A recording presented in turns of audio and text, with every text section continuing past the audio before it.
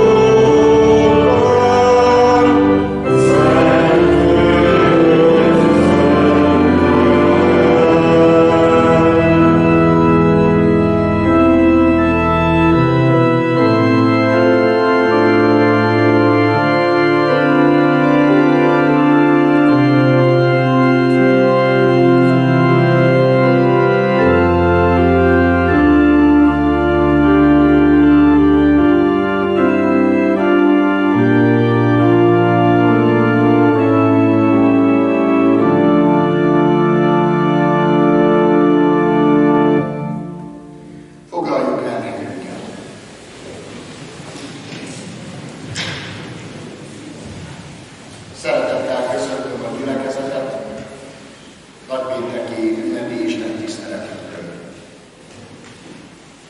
Nem csak igehallgatásra, hanem a kegyelem használához is várjuk a gyülekezetet, hogy így legyünk közösségben ő vele, mindenek alkotójával és megváltójával és egymással. A 490. dicséretünk valamennyi versét énekelve folytassuk most Isten tiszteletünket. Az első vers így kezdődik: Te drága Jézus, mi történt te véled? Mind a 8 valamennyi versét énekeljük ennek a dicséretnek.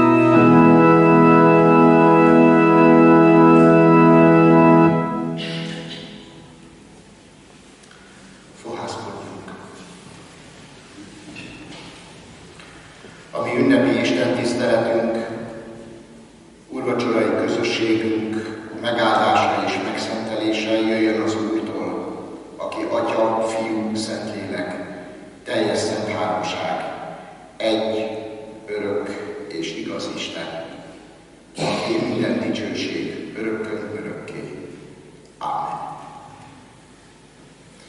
Testvéreim, hallgassuk meg Isten igéjét, Jézus kereszthalálának történetét, ahogy azt elénk adja János evangéliuma, a 19.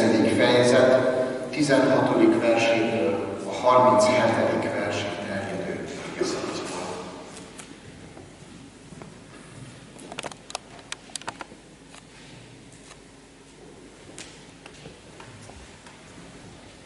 Ekkor kiszolgáltatta őt nekik, hogy megfeszítsék. Átvittek tehát Jézust, ő pedig maga vitte a keresztet, és kiért az úgynevezett koponyahelyhez, amelyet héberül Golgotának neveznek. Ott megfeszítették őt, és vele másik kettőt, jobbról és balról, középen pedig Jézust. Pilátus feliratot is készítetett, és rátetette a keresztre. Ez volt ráírva: a názáreti Jézus, a zsidók királya. A zsidók közül sokan olvasták ezt a feliratot, amely héberül, latinul és görögül volt írva, ugyanis közel volt a városhoz az a hely, ahol megfeszítették Jézust.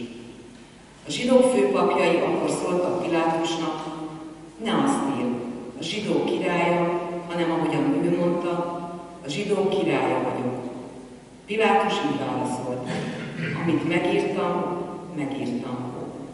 A katonák pedig, amikor megfeszítették Jézust, fogták felső ruháit, elosztották 4 részre, mindegyik katonának egy részt. Fogták köntösét is, amely varratlan volt, felülről végig egybeszűve. Ezt mondták egymásnak: ezt ne szakítsuk szét, hanem vessünk rá sorsot, hogy kié legyen. Így teljesedett be az írás. Elosztották ruháimat maguk között, és köntösömre sorsot vetettek. Ezt tették a katonák. Jézus keresztjénél ott állt anyja és anyjának nővére Mária, Klópás felesége, valamint a Magdalai Mária. Amikor Jézus meglátta, hogy ott állt anyja és az a tanítvány, akit szeretett, így szólt anyjához: asszony, íme a te fiad. Azután így szólt a tanítványhoz: íme a te anyád. És ettől az órától fogva otthonába fogadta őt az a tanítvány.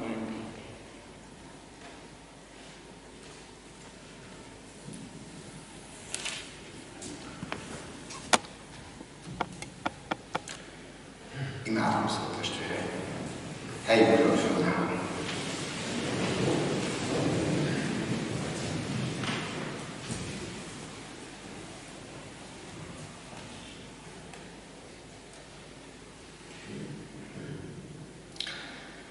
Úr Jézus Krisztus, aki mennek és földnek királya és ura vagy, segítségül hívjuk a te szent nevedet.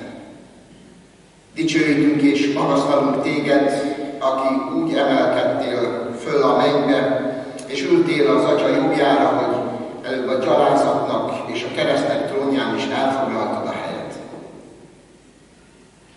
Állunk és magasztalunk téged, aki azért adtad oda életedet, hogy egyszer mi is veled együtt legyünk, és uralkodjunk a mennyben. Kérünk, hogy adj most a szívünkbe csöndességet és figyelmet, hogy megértsük jobban, vagy megértsük újra a te keresztednek titkát. Mert Urunk, megvalljuk neked bűnbánattal, hogy kereszted üzenete olyan megszokott történetté válik számunkra. Olyan könnyű elsiklani mind azok fölött, az események fölött, de legfőképpen a te halálod fölött, nagy hét eseményeiben és forgatagában, és nem gondoljuk végig, hogy mi az, amit tettél ezért a világért, a te világodért, és benne az életünkért. Bocsáss meg nekünk, Urunk, lázadásunkat, lázadó természetünket ellened. Bocsáss meg, hogy önmagunkat tesszük a te helyedbe. Segíts most nekünk megérteni, Urunk, hogy mit jelent az, amikor te uralkodsz. Mit jelent a hatalom a te értelmezésedben. Szent lelkeddel világosíts meg minket, és segíts megerősödni az evangéliumban, az evangéliumi hitben. Ezt kérjük gyermekeink számára a gyermekisten tiszteletben.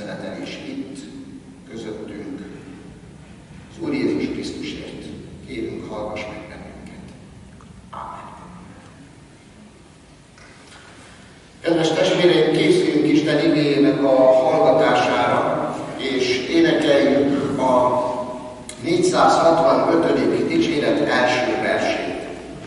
465. dicséretet énekelve, az első versét gyermekek távoznak gyermekisten tiszteletre. Isten áldja meg közöttük hangzó igét.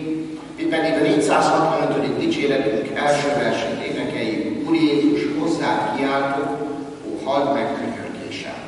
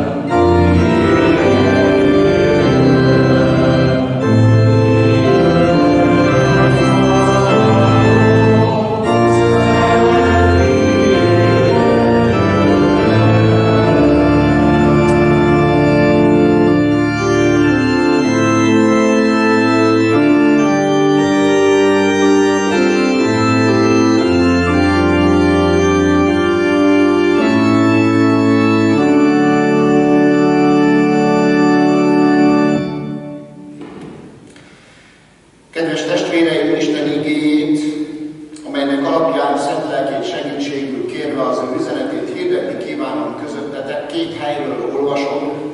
Egyfelől a János írása szerinti evangélium 19. fejezetének 28. versétől a 37. versig terjedő ige szakaszból, majd pedig, amint a kivetítőn is látjuk, a János írása szerinti evangélium 10. fejezetének 17. és 18. verseiből. Helyünket elfoglalva figyelemmel hallgassuk Isten igéjét és magyarázatát. Jézus ezek után tudva, hogy már minden elvégeztetett, hogy beteljesedjék az írás, így szólt, szomjazom. Volt ott egy ecettel teli edény, egy szivacsot ecettel megtöltve izsgokra tűztek, és oda tartották a szájához. Miután Jézus elfogadta az ecetet, ezt mondta, elvégeztetett, és fejét lehajtva kilehelte lelkét. Mivel péntek volt, a zsidók nem akarták, hogy a testek szombaton a kereszten maradjanak, az a szombat ugyanis nagy nap volt. Arra kérték tehát Pilátust, hogy törjék el a lábszárcsontjukat és vegyék le őket. Ezért oda mentek a katonák, és eltörték az egyik, majd a másik vele együtt megfeszített ember lábszárcsontját. Amikor pedig Jézushoz értek, mivel látták, hogy már halott, az ő lábszárcsontját nem törték el, hanem az egyik katona láncsájával átszúrta az oldalát, amelyből azonnal vér és víz jött ki.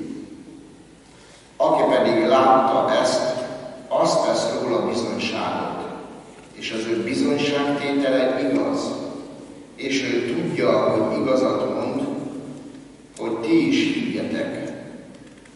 Ezek pedig azért történtek, hogy beteljesedjék az írás.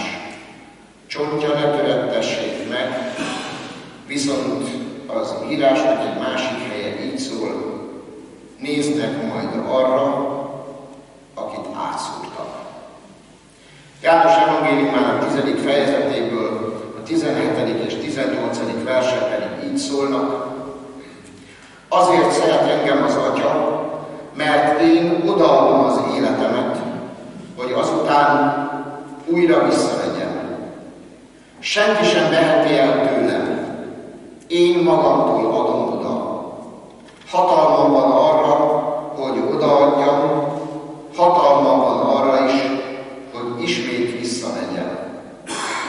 Ezt a küldetést kaptam az én atyámtól.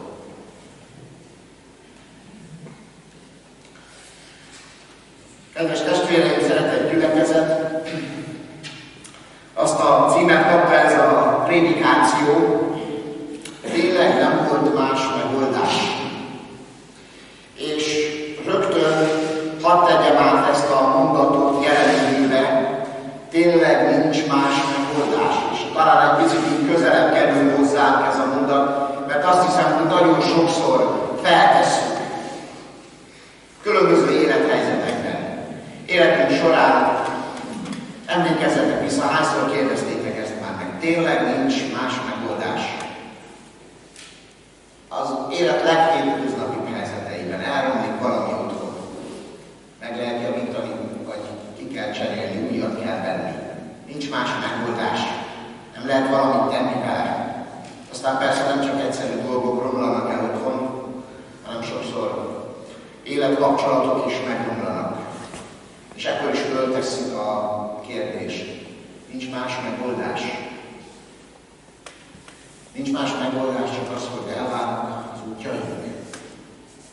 És azt gondolom, hogy ebben a kérdésben, testvérek, annyiszor ott van a csalódás, meg a tehetetlenség is. De magában hordozza a remény utánományt. Úgy szeretnénk, hogy valami megoldás mégis legyen, valami másik megoldás. És nagypénteken föltesszük ezt a kérdést, akkor is ugyanez a tehetetlenség visszhangzik bennünk. Hát nem tehetett volna Isten valami más. Nem volt Istennek valamilyen B-terve, valami kevésbé tragikus, kevésbé drámai, kevésbé véres tette, mint hogy az Isten fiának ott kell meghalnia a kereszten. Ahogy végig olvastuk a szenvedés történetet, most látjuk azt, hogy Jézus kiszolgáltatva szenved. És mégis egy olyan bibliai igét választottam most ennek magyarázataként János evangéliumának egy korábbi szakaszából, amikor Jézus a jó pásztorról tanít. A 10. fejezet nagyon ismert része ez a Szentírásnak. És arra hívnak benneteket, hogy figyeljünk meg, nézzük meg azt a nézőpontot, amiben Jézus akar most bevonni bennünket, ahol Jézus akar bennünket elvezetni. Mert van minden eseménynek, minden esetnek, a te életednek, az én életemnek, ennek a gyülekezet életének, a református egyház életének, a világ kereszténységének, a magyarságnak.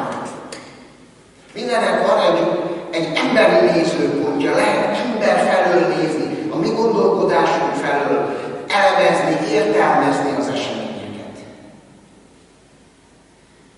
És nekünk hívő embereknek ott van a kezünkben a Szentírás, amely egy másik nézőponttal szinte betör a mi gondolkodásunkba és életünkbe.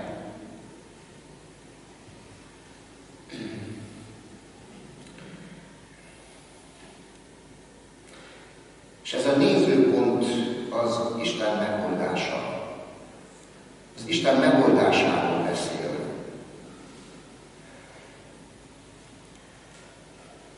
Arról a tervről, hogy a Szent Háromság Isten úgy dönt, hogy második személyén keresztül mutatja be az embernek Isten megkérdőjelezhetetlen igazságát. És Isten szeretetének mélységét és igazságát. És azt egyszerre tudja bemutatni nekünk. Az emberi logika az úgy működik, hogy azt kérdezi és azt teszi fel, hogy mi váltotta mindezt ki. Ki ölte meg Jézust? Mi volt az ő halálának az oka? Jézus azonban azt mondja, tedd félre kérdéseket, van, amikor kell, és Jézus tanít is kérdezni bennünket, van, amikor fel kell tenni a kérdéseket. De lehet, hogy most ezek a kérdések nem vezetnek. Az emberi nézőpontból feltett kérdések nem vezetnek helyes és jó válaszhoz. Jézus azt mondja, senki sem veheti el az életemet tőlem. Hatalmam van arra, hogy odaadjam, és hatalmam van arra, hogy ismét visszamegyek. Ezt a küldetést kaptam az Atyától. Hatalmam van arra, hogy ne tegyem, szó szerint így, hogy ne tegyem az életemet, és hogy felvegyem az életemet. Mit jelent ez? Mit mond el ezzel Jézus? Testvérek, ha nagyon egyszerűen szeretnék fogalmazni, akkor azt mondhatnám. Azt mondja Jézus ezzel a mondattal, hogy nincs hatalom ő felette. Nincs Jézus felett hatalom.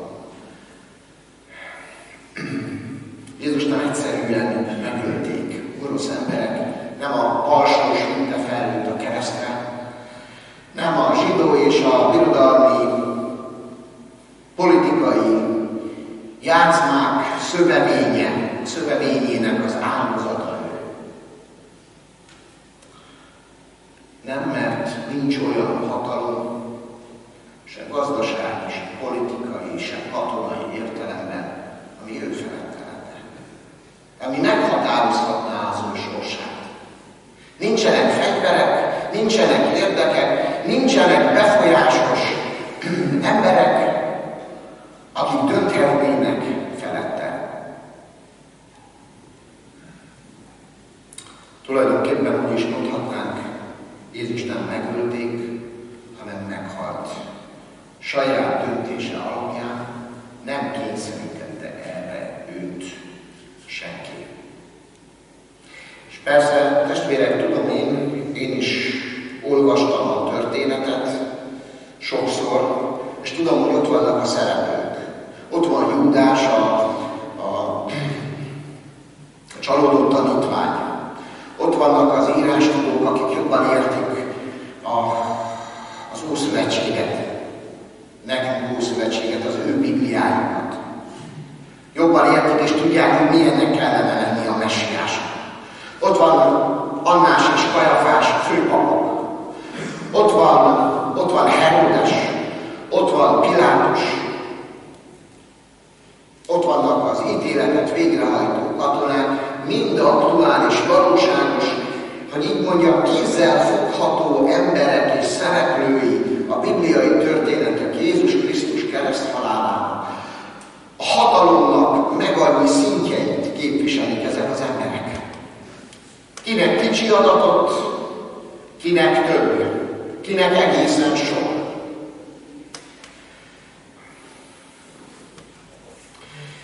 És azt gondolom, testvérek, hogy úgy vagyunk nagyon sokszor, hogy elakadunk a hatalomnak a különböző szintjein. Képzelgessétek csak magát ezt a szót, hogy hatalom. Mit gondolunk erről a szóról? Hát nem az jut eszünkbe, hogy egyfajta szinte zsigeri megrettenés. Mert a hatalomról az jut eszünkbe, hogy igen, ez az, amiben rendszeresen vissza lehet élni. Ez az, ami tönkre teheti az ember életét, hogy ki vagyunk szolgáltatva, és bennünk van az talán azonnal, amikor meghalljuk ezt a kifejezést, hogy hogyan lehet alkalmazkodni, vagy éppen dacból ellenállni. De az is lehet, hogy csak közömbösen legyintünk, mert a hatalom az, ami megmond, a hatalom az, ami mocskos. És testvérek, olyan jó látni, hogy van valaki az életünkben, és van valaki, aki ebben a világban teljesen új értelmet ad a hatalomnak. Ő maga az Úr Jézus Krisztus. Mert a hatalom igazi arcát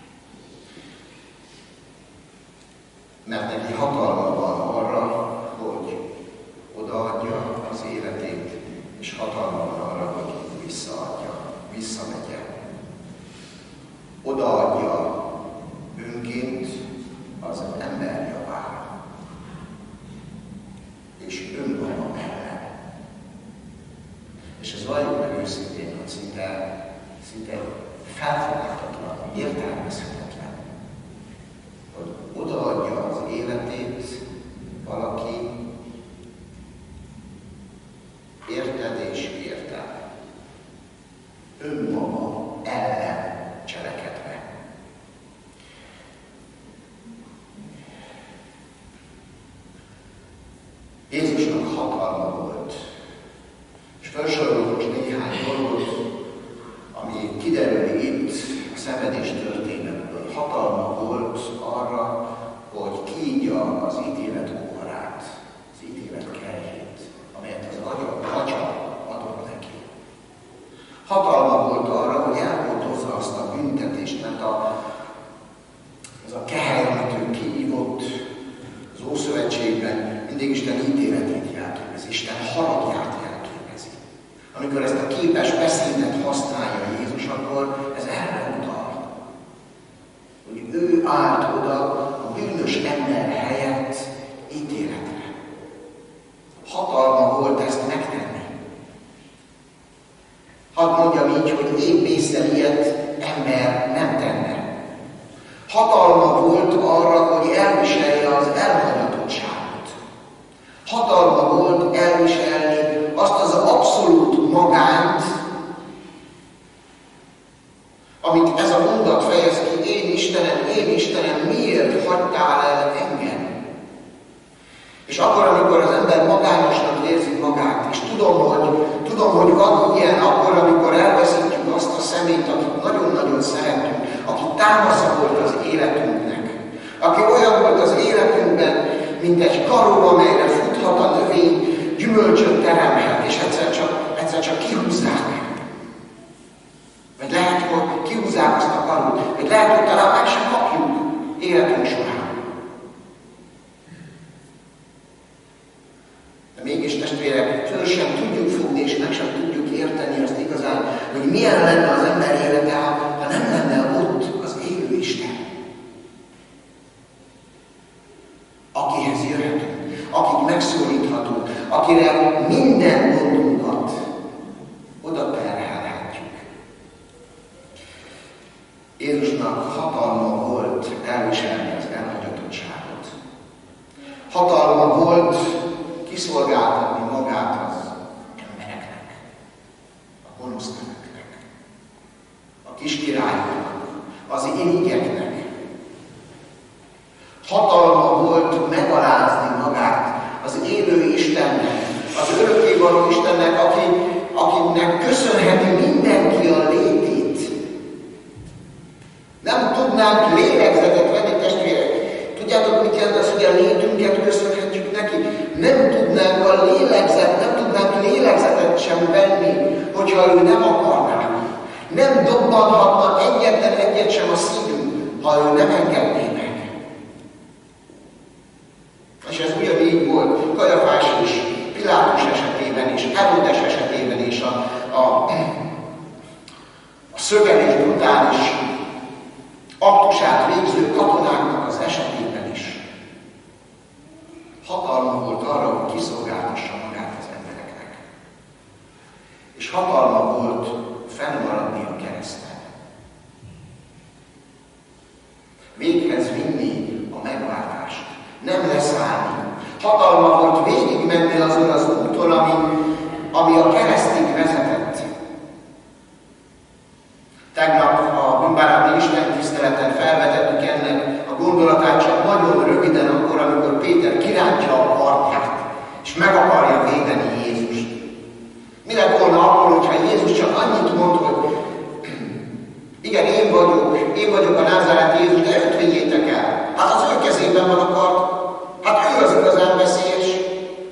De hát tudjátok, aki 30 ezüstöt ajánlott, akinek 30 ezüstöt adtatok. Hát ő az én utam. Ő akarja felszabadítani a római birodalom alól Júdeát és egész Izraelt. Annyi, de annyi kibúvója lehetett volna Jézusnak. De neki volt hatalma végigmenni az úton, és fennmaradni a kereszten. És volt hatalma megalázkodni, és megaláztatni úgy, hogy elviselte az emberek bűnolódását, és az értetlenséget. És csak gondolj vissza életednek arra a legutóbbi eseményére, amikor mondott valami kellemetlent. Esetleg egy jogos kritikát, de rosszul esett. Hol van ez attól a gúnyolódástól, amivel azok az emberek vették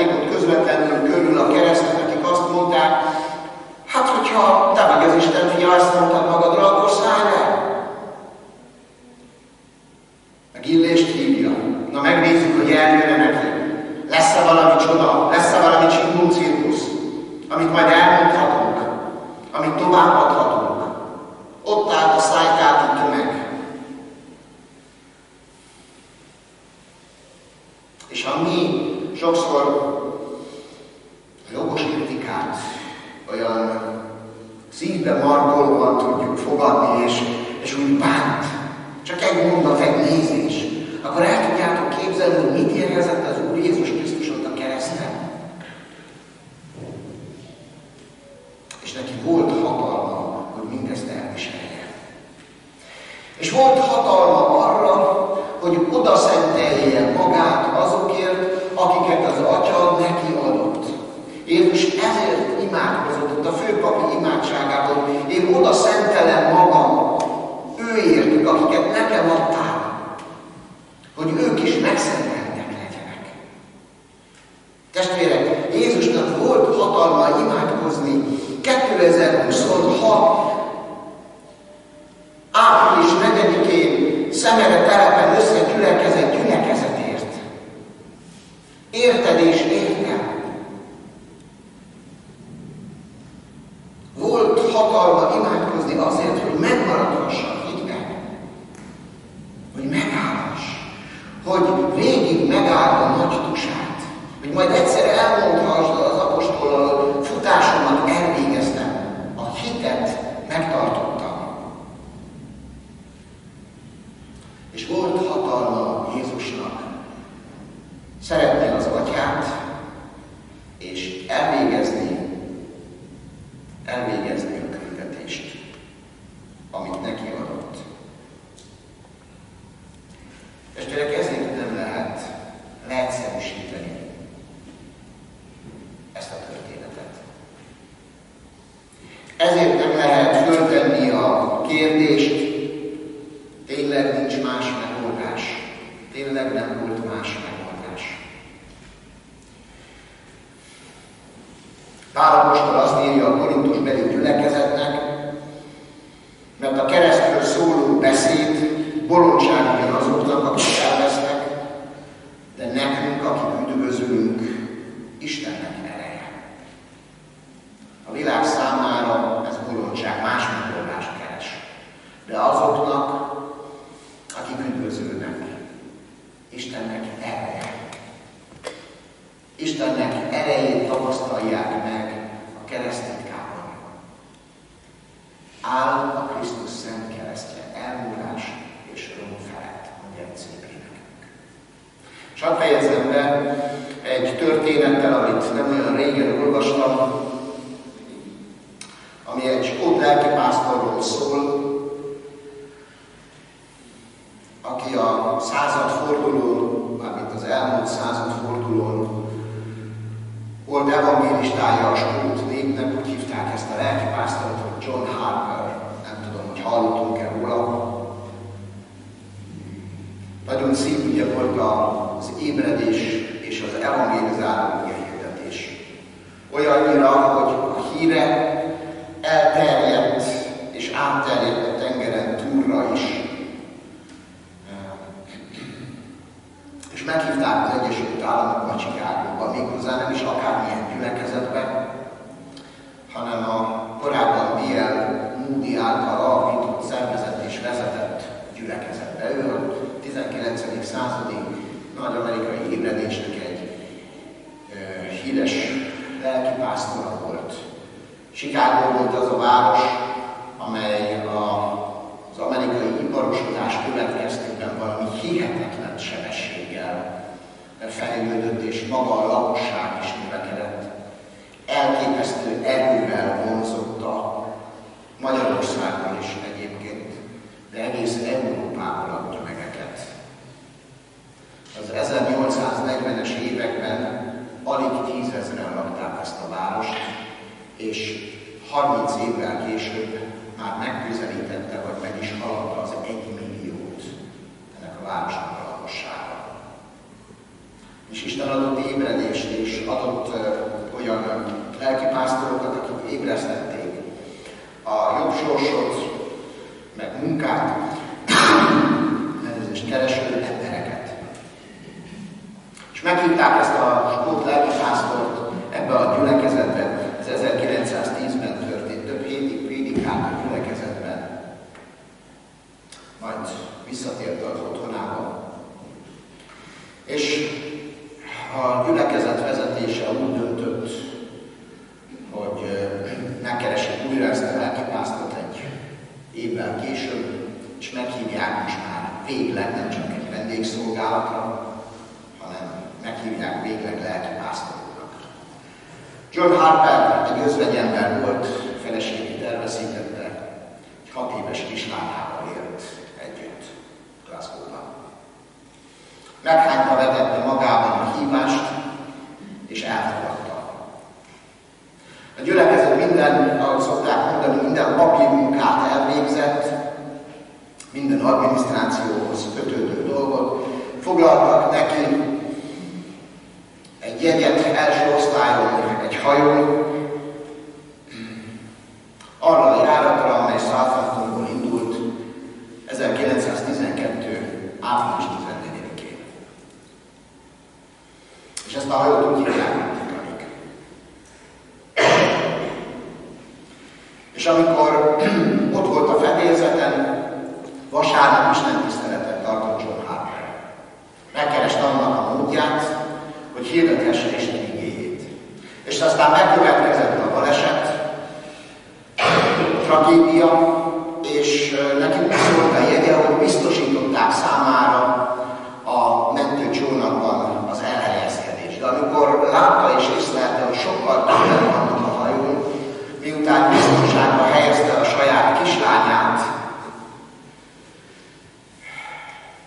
akkor úgy döntött, hogy nem száll be a mentőcsónakba, hanem átadja a helyét másnak. Pedig nem csak azért, mert a jegye is olyan volt, hogy biztosította számára ezt, hanem erkölcsileg is talán mondhatta volna azt, mégiscsak egyedül nevelem ezt a gyermeket, nincsen anyja. A szülők közül egyedül maradtam. Ki fogja fölnevelni ezt a kis gyermeket? De itt ember életekről volt szó. Ember életekről, és átadta a helyét. És ott halt meg. De nem ezért mondom, nem pusztán ezért mondom ezt a történetet, testvérek, hanem azért, mert van folytatás is. 4 évvel később, 2016-ban volt egy nagy keresztény összejövetel Kanadában, és ott ezen az összejövetelen fölállt valaki, egy Aquila Webb nevű férfi. És azt mondta, és elmondta azt, hogy én a Titanicnek vagyok, ennek a hajó szerencsétlenségnek a túlélője. És arról szeretnék nektek bizonyságot tenni, hogy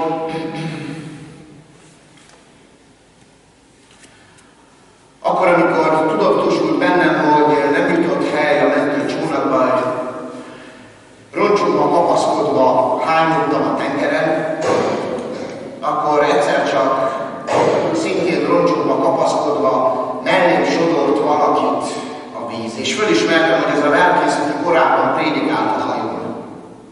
És azt kérdezte tőlem ez a lelkész, hogy biztonságban van. Tudja azt, hogy van üdvössége? És visszakiabáltam neki a habok és a hullámok között, hogy nincs. Retteget és félek. És aztán elsorol bennünket egymásról a hullámok. Elsoroltak a hullámok. És aztán néhány perc megint eltelt, és ismét összesodortak a hullámok, a hatalmas hullámok bennünket. És akkor a lelkész folytatta az ige hirdetést. Idézve az apostolok cselekedeteiről írott könyvben 16. fejezet 31. versét, higgy az Úr Jézus Krisztusban, és üdvözülsz. És utána fogta és levette a mentő mellényét, és odaadta nekem. Magának sokkal nagyobb szüksége van erre, mint nekem. És elment a habokban. És azt mondta az ember ezen a keresztény konferencián fölállva és bizonyságot téve, hogy értitek? Ez volt az utolsó ige hirdetése ennek az embernek, és én ott 3000 méteres mélységgel a lábam alatt az Atlanti óceánban megragadtam azt a kegyelmet, amiről ez az ige hirdetés szólt. És most itt vagyok 4 évvel később. Nem a halálfélelem sodor pusztán oda, hanem hallhattam azt az üzenetet, higgy az Úr Jézus Krisztusban, és üdvözülsz. És testvérek, azért mondtam el ezt a történetet, mert a keresztről való beszéd az nem egy a sok közül. Az nem egy a keresztény értékek közül, amit képviselnünk kell, hanem az egyetlen egy, amiről szólni kell az életünknek, amiről nem hallgathatunk, amire épül minden, hogy ne lenne fontos a sok-sok keresztény érték, ami fölhalmozódik, de minden ebből indul el. Minden ebből indul el. És ha erről nem tudunk, akkor nem tudunk keresztény értékekről sem. És az Úr arról bíz, azzal bíz meg bennünket.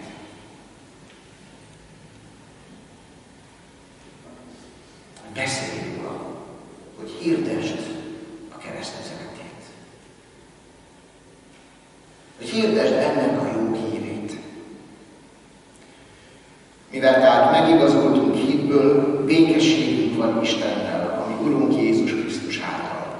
Ő általa járulhatunk hitben ahhoz a kegyelemhez, amelyben vagyunk, és dicsekszünk azzal a reménységgel is, hogy részesülünk Isten dicsőségében.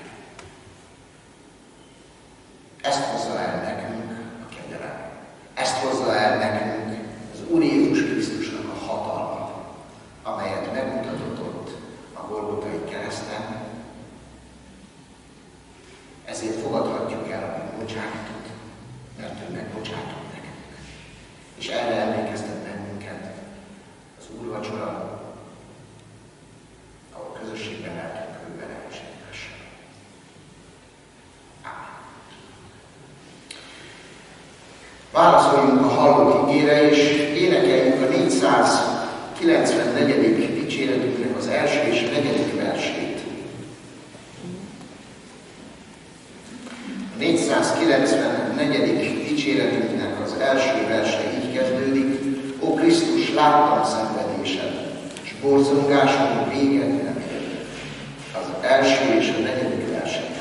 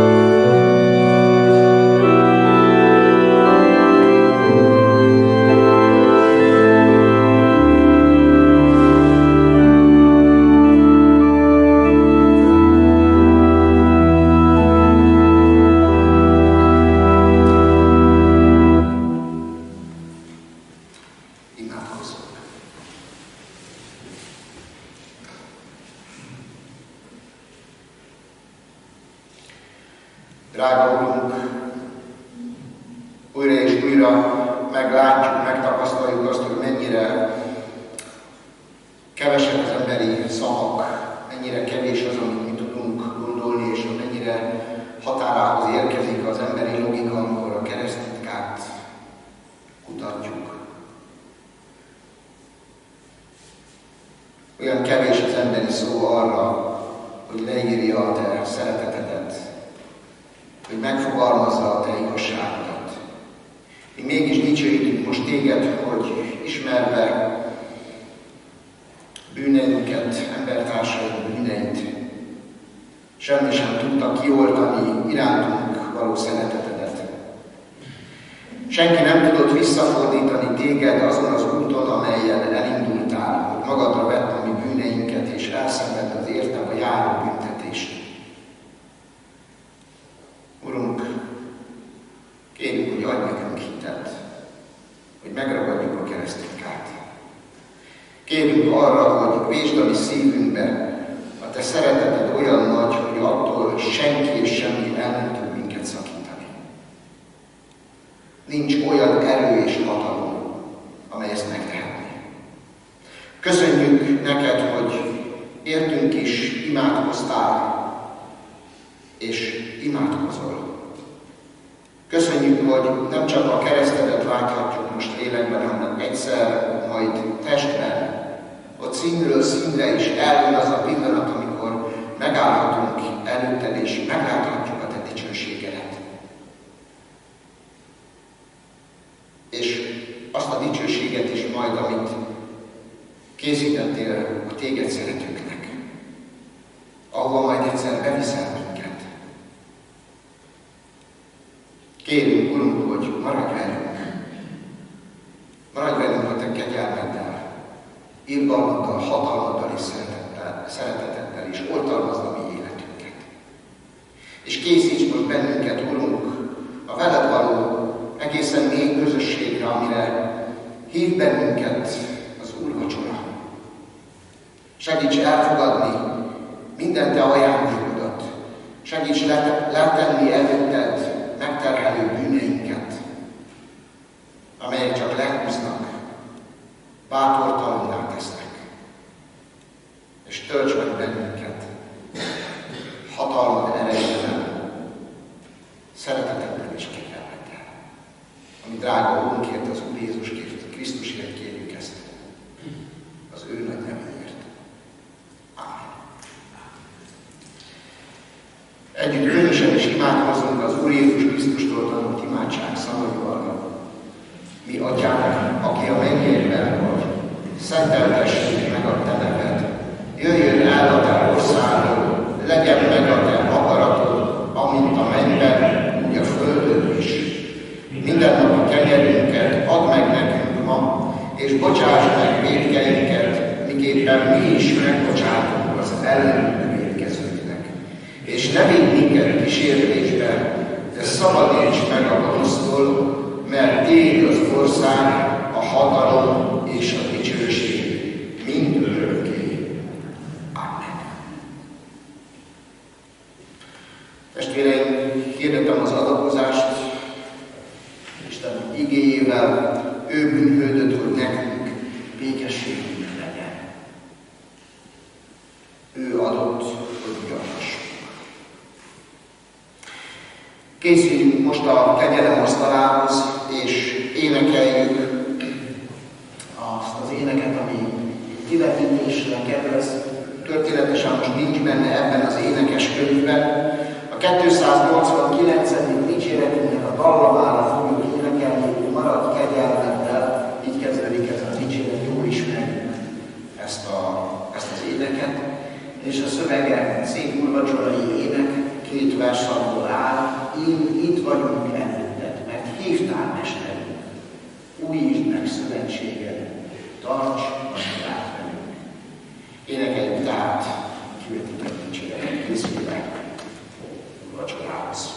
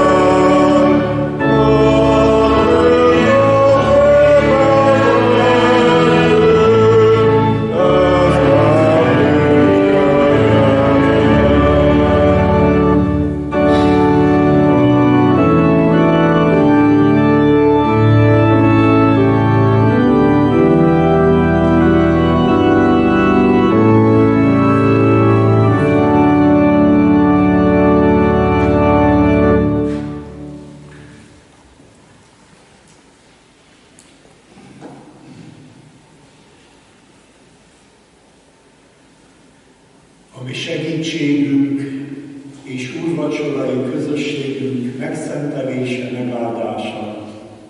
Jöjjön az élő Istentől és az ő Szent Fiától, a mi Urunk Jézus Krisztustól, aki adta magát a mi bűneinkért, hogy kimentsen bennünket a jelen való gonosz világból. Istennek, ami Atyának akarata szerint, kinek legyen dicsőség, mind örökkön, örökké. Amen. Szeretteim a Krisztusban, hallgassátok meg, miként szerezte a mi Urunk Jézus Krisztus az utolsó vacsorát. Elég adja ezt a legrészletesebben Pál apostol a korintusbeliekhez írt első levele 11. részének 23. és azt követő verseiben a következőképpen. Mert én az Úrtól vettem, amit néktek elődökbe adtam, hogy az Úr Jézus azon az éjszakán, melyen eláldultatott, vette a kenyeret, hálákat adván megtörte, ezt mondotta: vegyétek, egyétek, ez az én testem, mely ti élettetek, megtöretik, ezt cselekedjétek az én emlékezetemre. Hasonlóképpen a pohárt is vette minden után megvacsorált, ezt mondva: e pohár, az új szövetség az én vérem által. Ezt cselekedjétek, valamennyiszer isszátok az én emlékezetemre. Mert valamennyiszer eszitek a kenyeret, és isszátok a pohárt, az Úrnak halálát hirdessétek, míg le eljövend.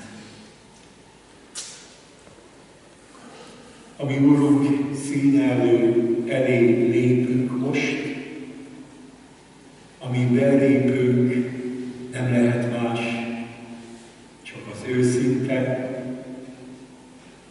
bűnvalló imádság. Hagyjuk hát meg fejünket, és imádkozzunk.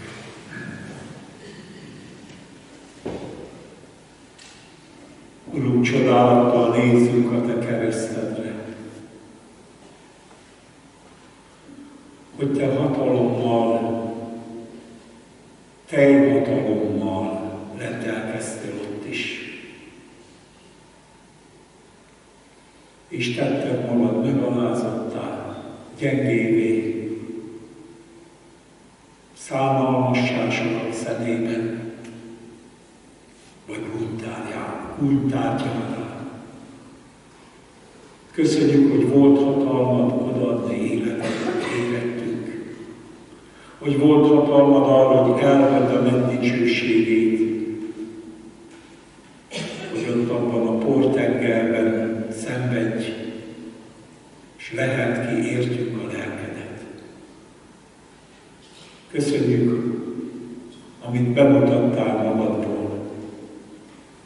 Nem csak szóltál, nem csak tanítottál, hanem be is mutattad a legnagyobb, az üdvösséget szerző szeretetedet.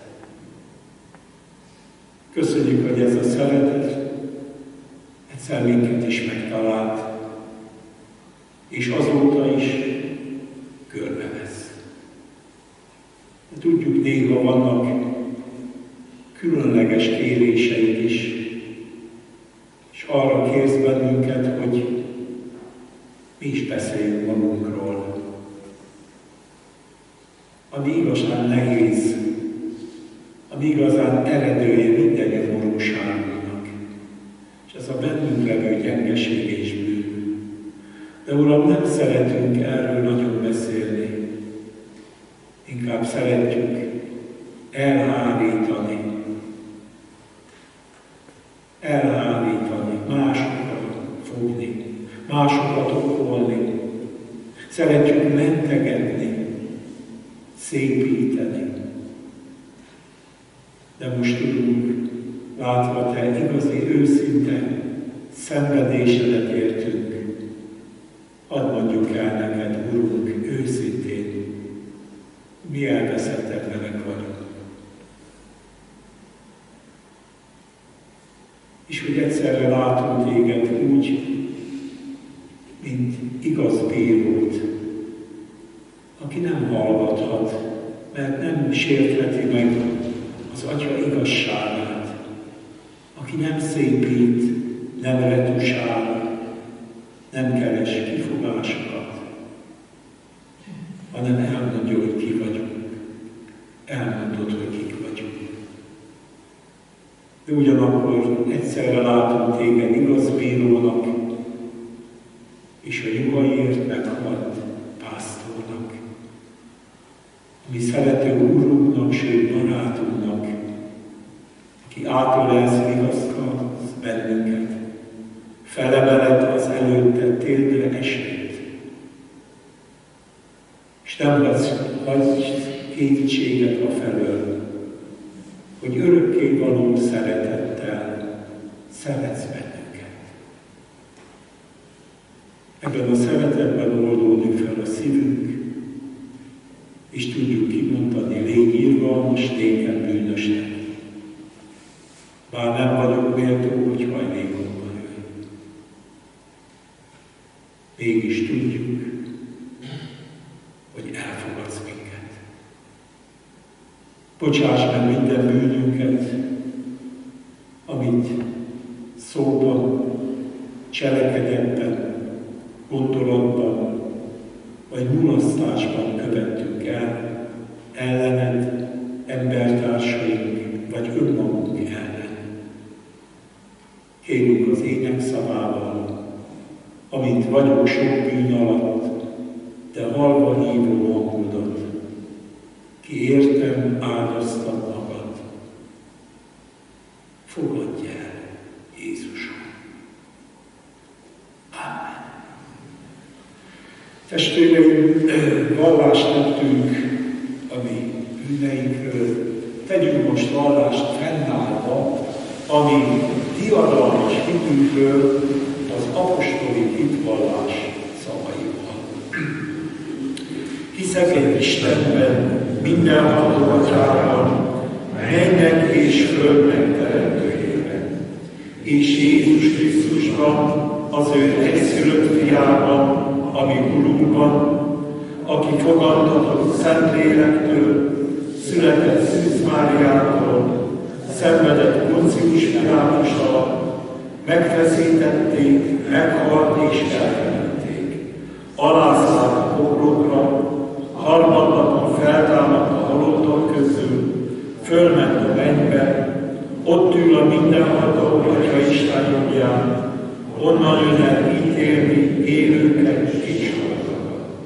Hiszek Szentlélekben, hiszem az egyetemes anyaszentegyházat, a szentek közösségét, a bűnök bocsánatát, a test feltámadását és az örök életet. Amen. Testvéreim, én a ti bűnvallásotok őszintességében és hitvallások igazában nem kételkedek, mégis anyaszentegyházunk állandó gyakorlata szerint, mielőtt a kegyelem asztalához járulnám, hadd tegyek föl néhány kérdést, melyre feleljetek, hittel, meggyőződéssel és hallgató szóval. Isten szent orcája előtt megvalljátok-e, hogy ti mindenestől fogva bűnösök vagytok, és ha Isten rajtatok meg nem könyörül, büntetést, halált és kárhozatot érdemeltek. Ha hisszük, feleljük együtt, hiszem és vallom. Hiszem és vallom. Hiszitek-e, hogy Istennek ez a könyörülő ingyen kegyelme megjelent a Jézus Krisztusban, aki az ő kereszthalála és feltámadása által bűnbocsánatot és örök életet szerzett a benne hívőknek. Ha igen, válaszoljuk, hiszem és vallom. Hiszem és vallom.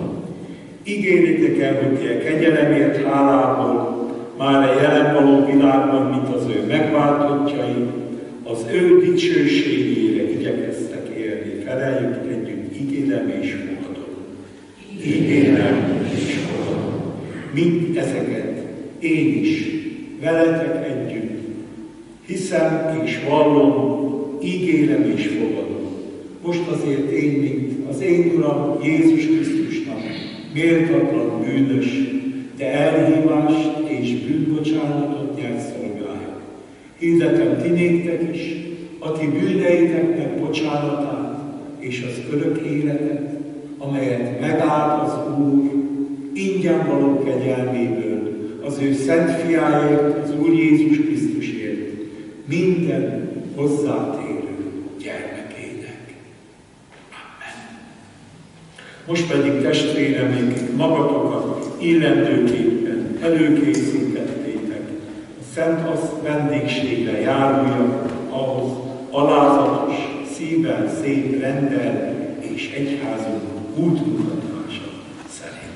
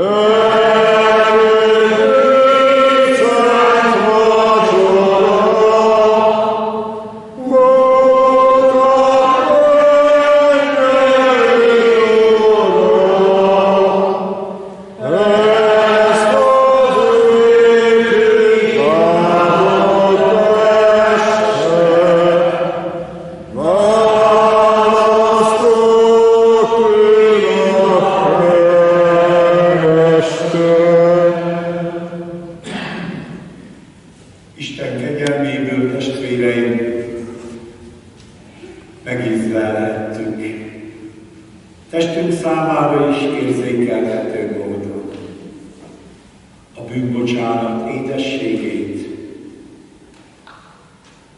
a mennyország, az örök közösség jó ízét.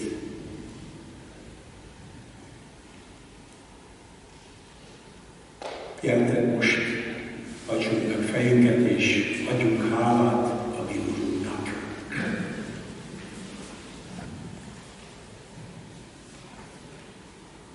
Áldunk és magasztalunk téged, Urunk,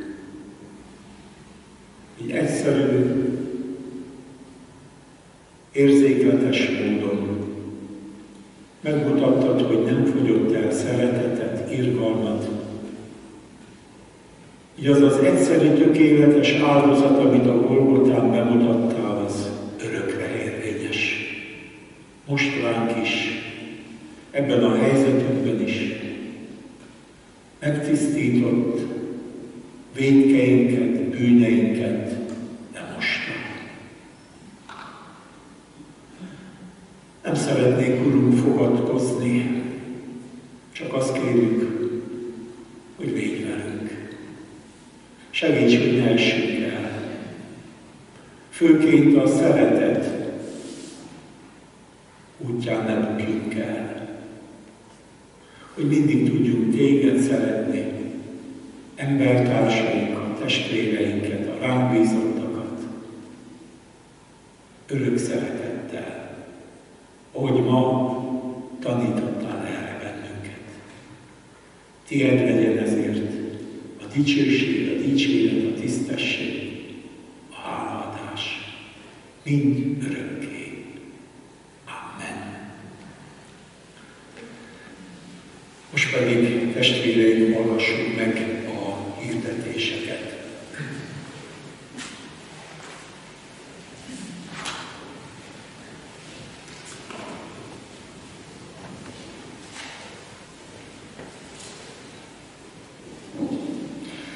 Kedves testvéreim, néhány hirdetést szeretnék elmondani gyülekezeti életünkkel kapcsolatban. Ma délután 6 órakor tartunk istentiszteletet, passiós istentiszteletet, ahol a Lukács evangéliuma szerint kísérjük végig Jézus szenvedés történetét.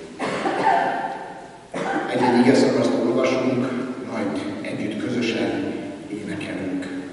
Hívjuk és szeretettel várjuk a gyülekezetet, járjuk végig így a szenvedés útját, úgyhogy csak az igére figyelünk, csak arra, amit egy bizonyos nézőpontból Lukács evangéliuma elénk ad. Szeretettel hívjuk és várjuk a gyülekezetet, tehát ma délután 6 órakor kezdődik passiós istentiszteletünk. Hirdetem a kedves testvéreknek, hogy húsvét ünnepi istentiszteleteink mindkét nap első és második napján délelőtt 10 órakor kezdődnek. Itt a templomunkban mind a kettő úrvacsorai istentiszteletet szeretettel hívjuk és várjuk kedves testvéreket erre az alkalomra. Hirdetem azt is a testvéreknek, hogy hálaáldozati borítékos adakozást hirdetünk, erről majd még részletesebben fogunk szólni az ünnepek során, illetve a következő vasárnapokon. A borítékos persejt elhelyeztük itt a szószék mellett. Hirdetem azt is a kedves testvéreknek, hogy megjelent a várunk gyülekezetünk hírlevelének húsvéti száma, a kiáratnál magunkhoz vehetjük, illetve fönt van ennek digitális verziója is a gyülekezet honlapján. Onnan is letölthetjük, tovább küldhetjük. Hirdetem azt előre tekintve már a következő hétre, hogy jövő héten gyülekezeti alkalmak a szokott rend szerint lesznek, kedden tartunk majd bibliórát, illetve ahogy csütörtöki keresztkérdéseket, bibliakört, pénteken keresztkérdések biblióráját, illetve ifjúsági irányt. Az Úr legyen a mi gyülekezetünknek őriző pásztora. Most testvéreim, áldásvétel előtt záró énekünket énekeljük. 486. dicséretünknek az első, 4. és 5. verseit. A 486. dicséretünk első verse így kezdődik: királyi zászlók lobognak, fénylik titka keresztfának. Az első, 4. és 5. verseket énekeljük.